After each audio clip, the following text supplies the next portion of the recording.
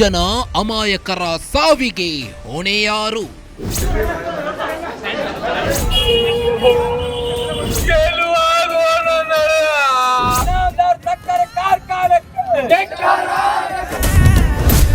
ಇನಾಮದಾರ್ ಸಕ್ಕರೆ ಕಾರ್ಖಾನೆ ಸಾವಿನ ಫ್ಯಾಕ್ಟರಿ ಆಗಿದ್ದೇಗೆ?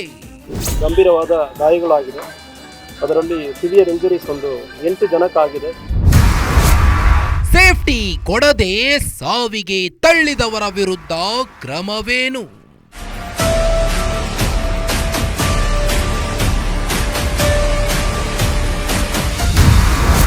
ಗ್ಯಾರಂಟಿ ನ್ಯೂಸ್ನಲ್ಲಿ ಬೆಳಗಾವಿಯ ಇನಾಮದಾರ್ ಕಾರ್ಖಾನೆಯ ತನಿಖಾ ವರದಿ. ಸಾವಿನ ಶುಗರ್ ಫ್ಯಾಕ್ಟರಿ, ಇನಾಮದಾರ್ ಕರ್ಮಕಾಂಡ. ವೀಕ್ಷಿಸಿ ಸಂಜೆ 7 ಗಂಟೆಗೆ.